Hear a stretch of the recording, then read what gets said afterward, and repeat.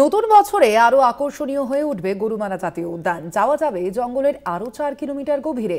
বর্ষ শেষে ইকো ট্যুরিজমের ব্যবস্থা খতিয়ে দেখলেন ডিএফও। পর্যটকদের সঙ্গেই হুটখোলা জিপসিতে জঙ্গল সাফারি করলেন ডিএফও।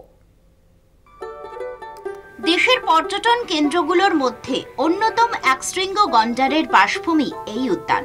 গরুমারার গভীর জঙ্গলের ভিতর যাত্রাপ্রসাদ ওয়াচ টাওয়ার পর্যন্ত গিয়ে হাতি, গন্ডার, বাইসন দর্শনের সুযোগ পেতেন পর্যটকরা।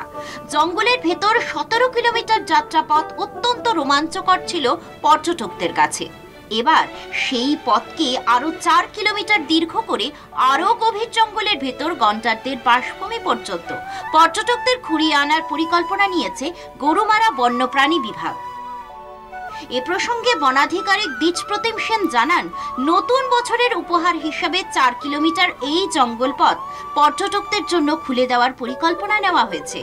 আমাদের এখানের মধ্যে তো আপনার কটেজগুলোর অনেকগুলোই কটেজ খোলা হয়েছে, আর যেটা জিপসি সাফারিতে আমরা প্ল্যান করেছি, আমরা ডিসকাশনে আছি এই যাত্রাপ্রসাদের যে রুটটা আছে এই রুটটাকে আমরা বাড়িয়ে দেবো, একটু ভেতরের দিকে নিয়ে যাব।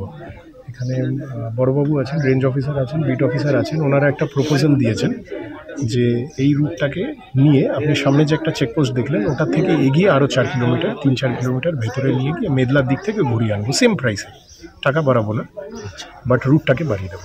নতুন বছরে কি পর্যটনরা কি সেই জায়গাগুলো যেতে পারবে? Absolutely yes.